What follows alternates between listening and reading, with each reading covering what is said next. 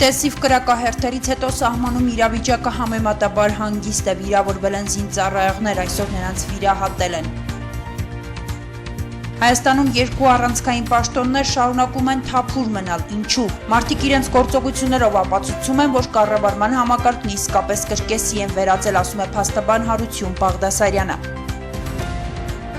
Սահմանադրական փոփոխությունների փաթեթը ազգային ժողովում է, մինչ այդ տեղ ունեցած հանդիպումներով ինչ արդյունք ապահովվեց եւ ինչի սպասել առաջիկայում, Հայաստանի մարդու իրավունքների պաշտպանը չի շտապում գնահատականներ հնչեցնել։ Բաղրամյան պողոտայում տեղ ունեցած բողոքի ակցիայի եւ ոչի ճակատի ստեղծման թեման օրվա առանցքում։ Հունիսի 23-ին տեղ ունեցած բախումների գործով հարուսված քրեական գործի ընթացքը միտումնավոր ցգձգվում է։ Ռուսաստանում այդպես էլ չիշխեց օրենքային, կառավարվում է փոսի կողմից, ով չարաշահում է իր իշխանությունը, Ռուսաստանի մահակի մասին արևմուտքի պատկերացումները։ Միացյալ Նահանգների իշխանությունները պատրաստվում են նոր պատժամիջոցներ կիրառել Ռուսաստանի մի շարք ընկերությունների նկատմամբ։ Ռուսաստանի նախագահ Վլադիմիր Պուտինը աշակերտին պատմել է, թե ինչ է տեղի ունենում ռուբլու փոխարժեքի հետ։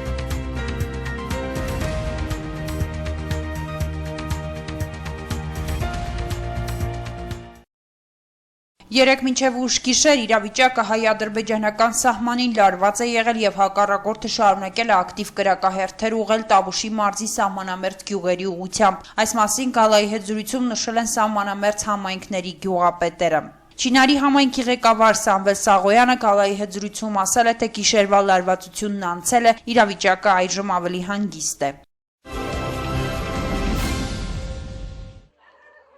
Երեկ երեկոյան հակառակորդի կողմից Տավուշի մարզի հայկական դիրքերի ուղղությամբ արձակված կրակոցների հետևանքով վիրավորվել էին ժամկետային զինծառայող 22-ամյա Գորգ Գևորգյանը եւ Զորամասի հրամանատարի բուժական գծով տեղակալ Արմեն Մարդանյանը։ Վերջինիս վիրահատել են, նա ստացել է որովայնի բաց թափանցող վերք, այս պահին նրա վիճակը գնահատվում է ծայրահեղ ծանր, բայց կայուն։ Գորգ Գևորգյանը գտնվում է Երևանի Մուրացյան կենտրոնական կլինիկական զինվորական հոսպիտալում։ Պաշտպանության նախարարի մամլոխոսնակ Արծրուն Հովհաննիսյանի փոխանցմամբ Գևորգյանին եւս վիրահատել են, բժիշկների գնահատմամբ նրա վիճակը կայուն է եւ կյանքին վտանգ չի սպառնում։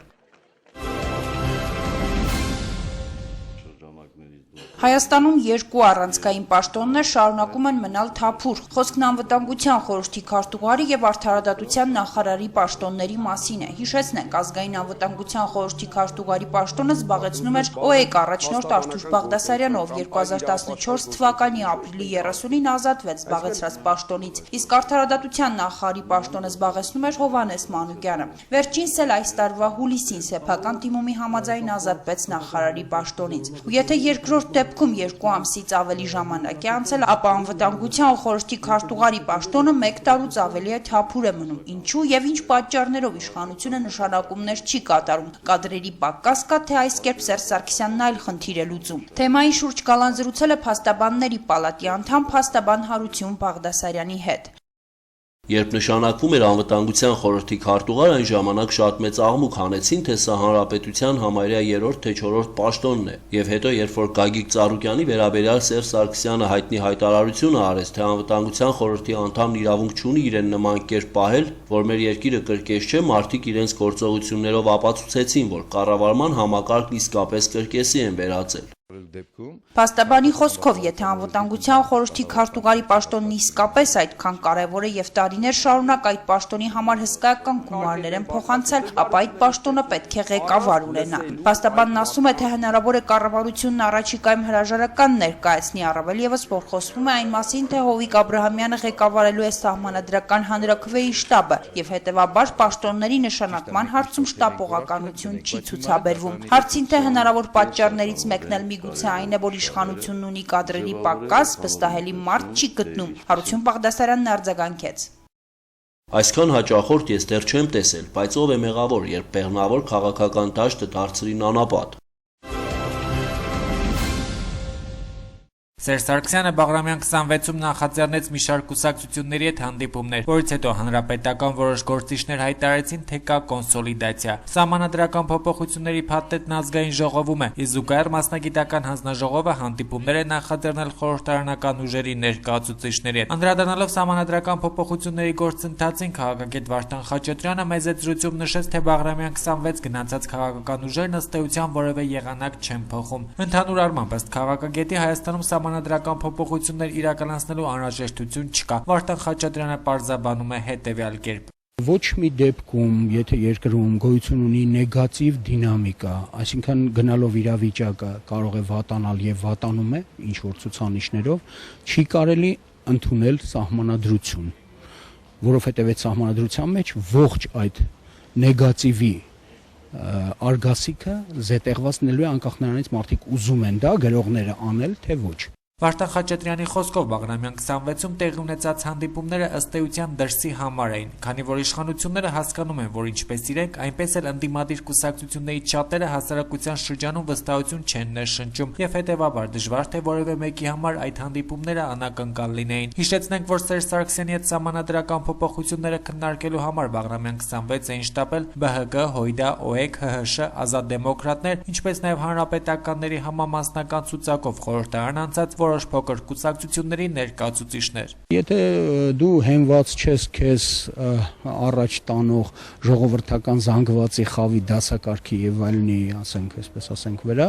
լուրջ զանգվածի վրա, եթե դու հենված չես, եթե նրանք քո մեջ չեն տեսնում իրենց քաղաքական ձգտումների իրականացնողը քաղաքական դաշտում, քաղաքական հաստատություններում երկրի, դու չունես այն զորությունը, որից ելնելով, ասենք, դու կարող ես եղանակ ստեղծել։ Եղանակ ստեղծելու պայմաններում փաստորեն յուրաքանչյուր մեկը ունի վերարտադրվելու եւ պահպանվելու ձգտում,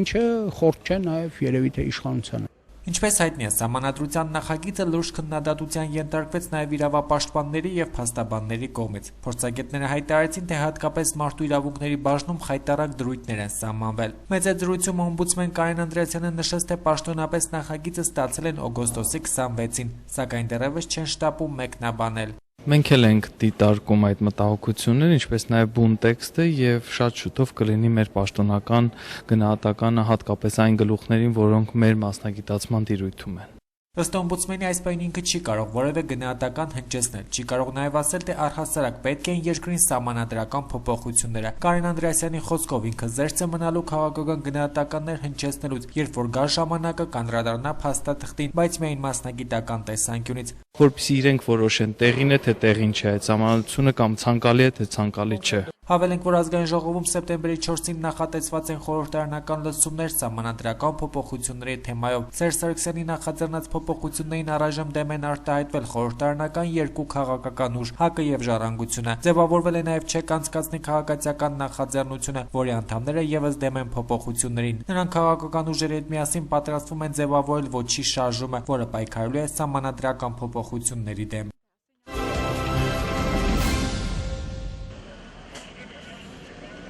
Հայաստանի Հանրապետության հատուկ քննչական ծառայությունում հուլիսի 3-ին Հայաստանի Հանրապետության քրեական օրենսգրքի 3 հոդվածներով հարուցված քրեական գործի ընթացքը ձգձգվում է։ Խոսքը Բաղրամյան պողոտայում հունիսի 23-ին տասնյակ լրագրողների մասնագիտական գործունեությունը խոչընդոտելու, նրանց մի մասի նկատմամբ բռնություն գործադրելու, ծեծի ենթարկելու, ոստիկանական բաժանմունքներ ապօրինի բերման ենթարկելու եւ մի քանի ժամ ապօրինի պահելու, լրագրողական սարքավորումները կոտրելու, լրագրողներին հայոյելու փաստերի քննության Հիշեցնենք, որ Բաղրամյանում հունիսի 23-ին լրագրողների նկատմամբ բացահայտ ապօրինություններից ու բռնություններից 10 օր անց, երբ միջազգային իրավապաշտպան եւ լրագրողական տարբեր կազմակերպություններ դատապարտող հայտարարություններ տարածեցին, հատուկ քննչական ծառայությունում հարուցվեց քրեական գործ, որը հասարակության մոտ ստացավ լրագրողների գործ անվանումը։ Սկսվեցին հարցաքննությունները, տարածեցին հայտարարություններ, փոխհատուցեցին լրատվամիջոցների կրած տեխնիկա սարքավորումները եւ ապա լռեցին։ Շուրջ 2 ամիս անց հայտնի չէ հարցական հետաքննվել են արդյոք ոստիկաններ, ովքեր լրագրողների կողմից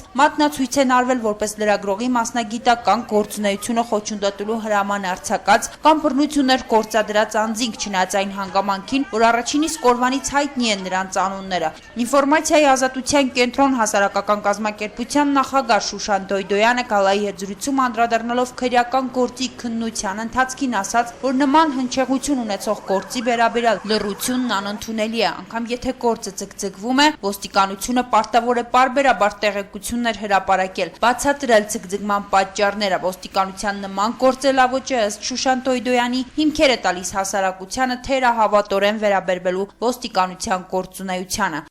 Ընդհանուր առմամբ լրագրողների բռնությունների բացահայտման գործերը Հայաստանում շատ վատ վիճակում են։ Տասնյակ դեպքերից 1-2 դեպք է երևի բացահայտվել, այն էլ ոչ բավարար։ Պաշտոնապես դիմել ենք Հայաստանի Հանրապետության ոստիկանությանը պարզելու համար, ու միջոցներով են դա անում։ Մեր հաշկատուների գրպանից է տեղի ունենում փոխհատուցումը։ Դա պետք է արվեր այն ոստիկանի գրպանից, ով որ ապօրինաբար է գործել, եւ ոչ թե մենք պետք է վճարենք նրա փոխարեն։ Մենք ասելով եսի նկատի ունեմ հաշկատուներին, քաղաքացիներին։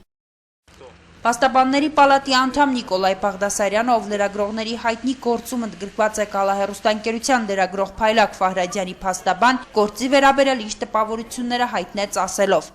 Տպավորությունն այնպիսին է, որ իրականում նման դեպքերում գործը սկսում են միտումնավոր ցկցկել, անգործության են մատնվում, որպիսի հանցագործությունը չբացահայտվի։ Նիկոլայ Բաղդասարյանը նաև հավելեց, որ ինքը մինչև սեպտեմբերի կեսերը կսպասի, որից հետո եթե գործը տեղից չշարժվեց, միջնորդություն կներկայացնի, որ լրացուցիչ լսեն տուժողին, լրագրողին եւ կատարեն առերեսումներ այն անձանց հետ, որոնց տուժողն ուղղակի մատնանշում է որպես բռնություն կատարող անձինք։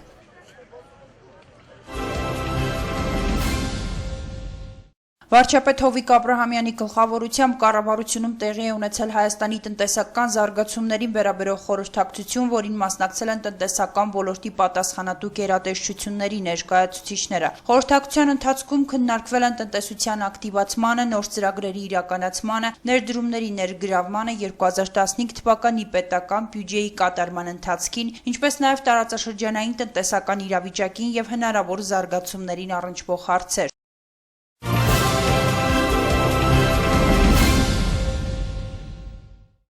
Միացյալ Նահանգների իշխանությունները պատրաստվում են նոր պատժամիջոցներ կիրառել Ռուսաստանի մի շարք ընկերությունների նկատմամբ կապված Իրանի, Հյուսիսային Կորեայի եւ Սիրիայի հետ հարաբերություններում միջուկային զենքի տարածման արգելքի մասին օրենքի խախտումների հետ։ Այդ ընկերությունների շարքում են Սարքաշինության կոնստրուկտորային բյուրոն, ՄԻԳ, Ռոսոբորոնէքսպորտ, Կատոտ ընկերությունները։ Սև ցուցակում են հայտնվել նաեւ մի շարք ընկերություններ Չինաստանից, Հյուսիսային Կորեայից, Արաբական Միացյալ Էմիրություններից, Սիրիայից, Սուդանից, Իրանից եւ Թուրքիայից։ Միացյալ Նահանգների դաշնային կառավարության բոլոր ստորաբաժանումներին արգելվում է այդ ցուցակում ընդգրկված ընկերությունների հետ գործարքներ իրականացնել, համագործակցել եւ արտահանման արտոնագրեր տրամադրել։ Ըստ փաստաթղթի բացառություններ կարող են արվել միայն Միացյալ Նահանգների պետքարտուղարի որոշման դեպքում։ Գործող բոլոր արտոնագրերը կասեցվել են։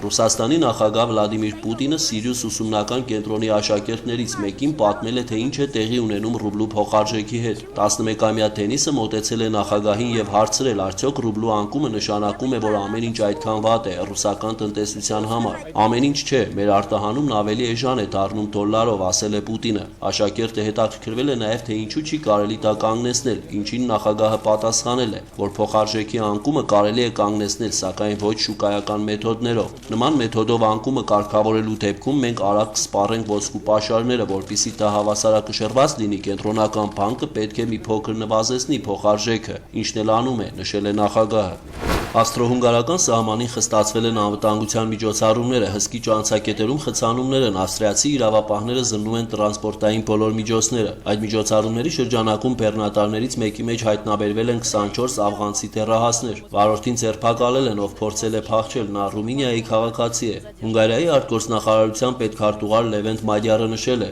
«Մենք եվրոպական այլ երկրների մեր գործընկերների հետ բանակցություններ ենք վարում, որպեսզի ելքեր գտնենք, կարգավորենք իրադրությունը»։ Ավստրիական իշխանություններն ուժեղացրել են տրանսպորտային միջոցների նկատմամբ վերահսկողությունը Բեռնատարում 71 փախստականների մահվան դեպքից հետո։ Այդ ողբերգության հետաքննության շրջանակներում ձերբակալվել են Բուլղարիայի եւ Հունգարիայի քաղաքացիներ։ Президент Российской Федерации Владимир Владимирович Путин Երբ Վլադիմիր Պուտինն առաջին անգամ դարձավ Ռուսաստանի նախագահ 1.5 տասնյակ տարի առաջ, նա խոստացավ ստեղծել օրենքի բռնապետություն։ Նրա այդ արտահայտությունը ոչ կոռեկտ է, բայց դրա իմաստը պարզ է՝ վերականգնել կարգը հուզումնալից 1990-ականների տասնօրյակից հետո եւ դարձնել օրենքը գերագույն իշխանություն, գրում է Washington Post հանդեսը։ Պուտինի հսկողությամբ վերաշարադրվել եւ թարմացվել են շատ հնացած օրենքներ, որոնք ընդունվել են դեռ խորհրդային տարիներին, սակայն ավտորիտարիզմի աճով պայմանավորված օրենքը դարձավ ոչ ավելի քան գործիք նրա ձեռքերում։ Պուտինը միացավ կրեմլյան իր նախորդների երկար շարքին, ովքեր օգտագործում էին ոստիկանությունը եւ դատարանները թշնամիներին պատժելու եւ այլակարծության ճնշման համար։ Պուտինի օրոք ընդունվեցին մի շարք օրենքներ, որոնք թույլ են տալիս իշխանություններին ճնշում գործադրել կազմակերպությունների վրա, որոնք զբաղվում են մարդու իրավունքների պաշտպանությամբ եւ ընտրությունների դիտարկումներով։ Այս օրենքները նույնքան անտանելի են, որքան մարդկանց հետապնդումը, եւ դրանք արտացոլում են տխուր ճշմարտությունը։ Ռուսաստանում այդպես էլ օրենքը չիշխեց, այն կառավարվում է բոսսի կողմից, ով չարաշահում է իշխանությունը, գրում է ամերիկյան պարբերականը։